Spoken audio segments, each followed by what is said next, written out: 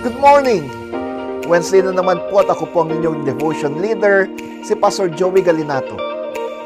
Nasa first week po tayo ng ating pagbubulay patungkol sa tema natin sa pagdiriwang ng ating 126th Church Anniversary.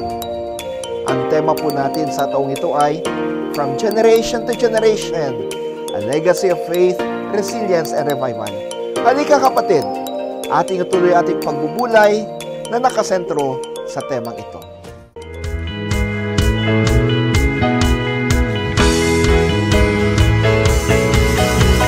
Umagang kay ganda si Jesus ang kasama. Umagang kay ganda si Jesus ang kasama. Umagang kay ganda si Jesus ang kasama. Kasama na si Jesus ang kasama na.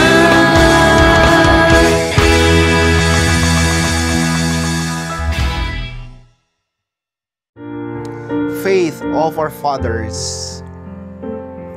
Join me, friends, in singing this timeless hymn.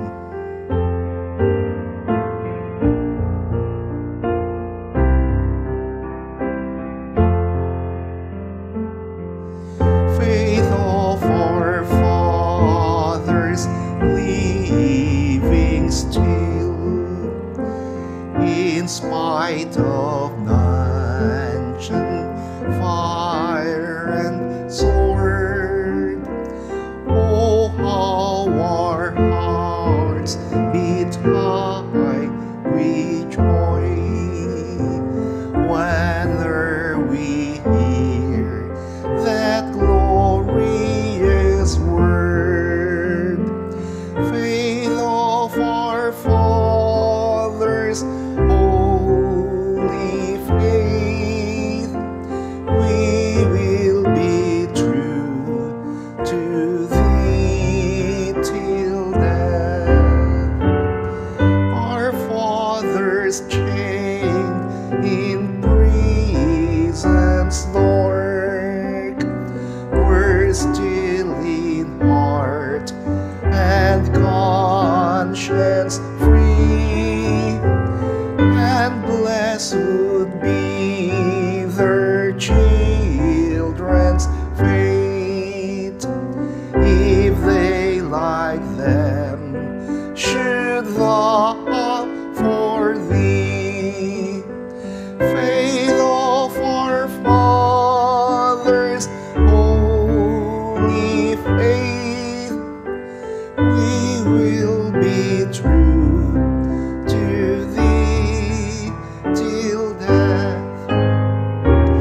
Faith of our fathers, we will love, both friend and foe, in all our strife, and preach thee to us love knows how, by kindly words and virtuous life. Faith of our fathers, holy faith, we will be true to thee till death. Faith of our fathers, holy faith, we will be true to thee till death.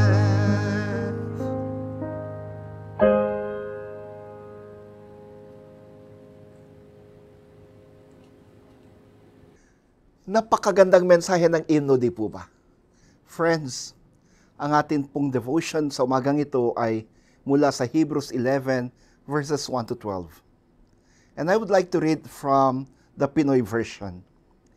Faith, ito yung pagiging sure sa mga inasahan nating mangyayari at pagiging sigurado sa mga bagay kahit hindi pa nakikita. Dahil sa faith ng mga tao nung unang panahon, nasiyahan ng Diyos sa kanila. Dahil din sa faith, kaya alam nating na-create ang mundo gamit ang salita ng Diyos.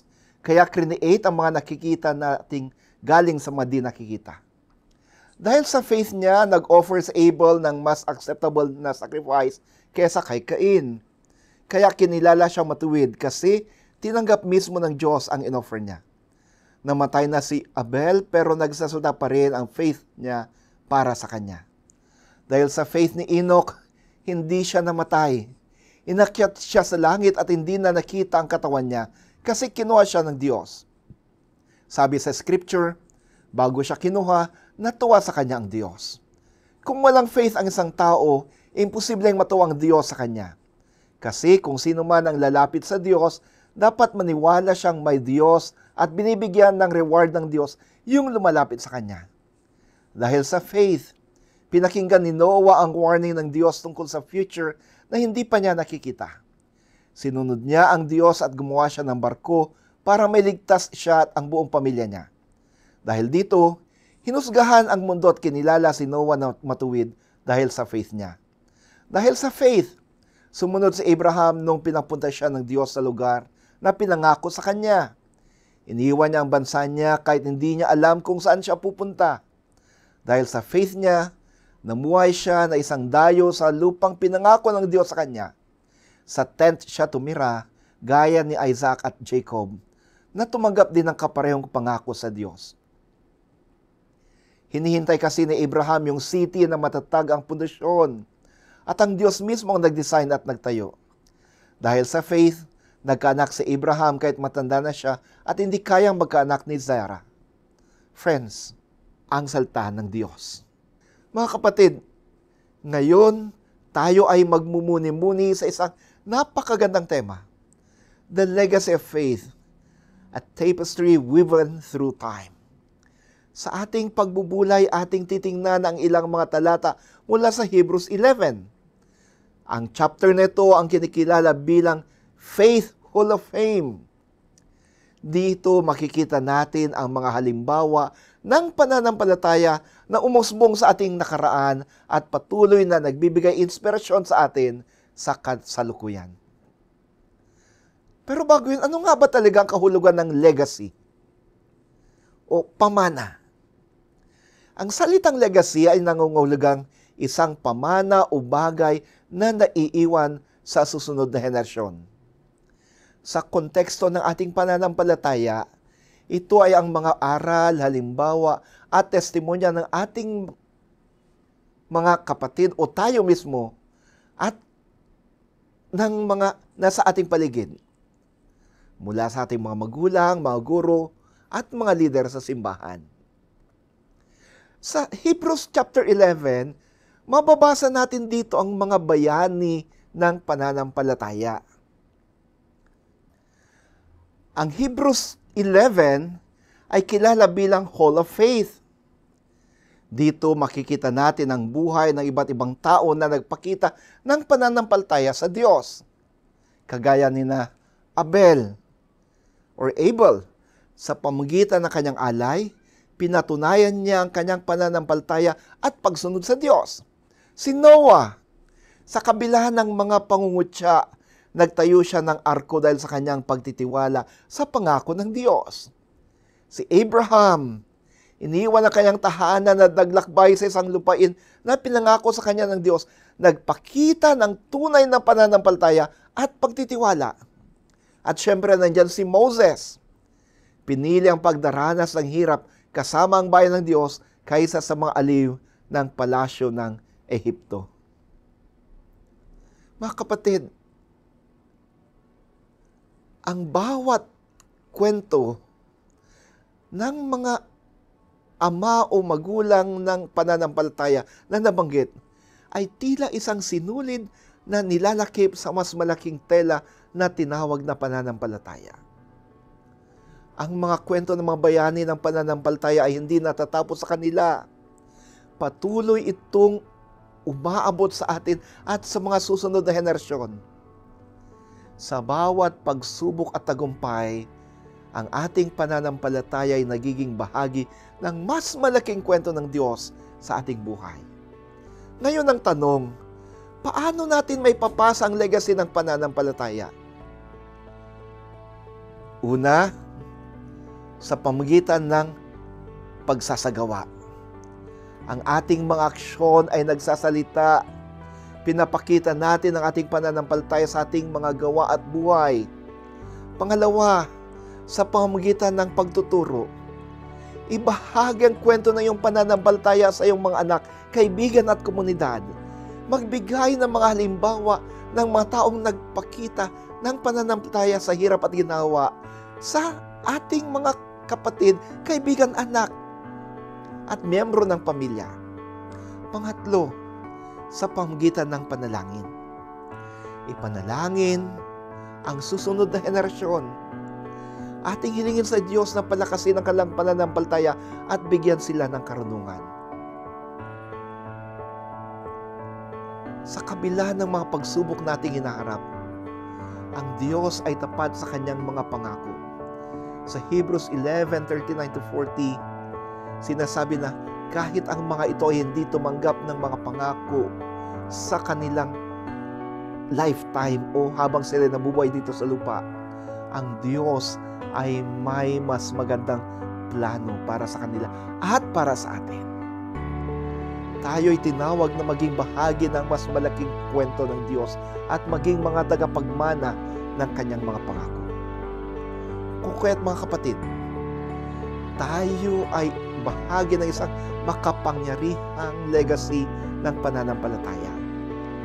Sa bawat kwento ng pananampalataya na ating naririnig at nararanasan, tayo'y tinatawag na maging mga tagapagdala ng mensahe ng pag-asa at pananampalataya. Huwag tayong matakot na ipasa ang ating sariling kwento ng pananampalataya sa mga susunod na henerasyon. Tayo'y tinawag na maging bahagi ng tapestry na ito na puno ng pagmamahal, pagsasakripisyo, at pananampalataya sa Diyos. Amen. Tayo'y manalangin. Maraming salamat, Panginoon, sapagkat inyong ipinaalala sa amin na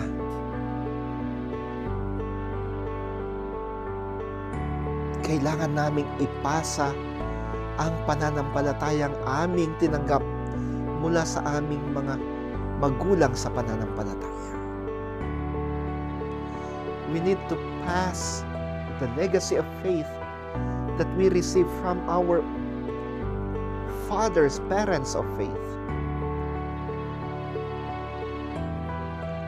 Tulungan mo kami, Panginoon, upang di namin sarilinin ang pananampalatayang tinanggap namin.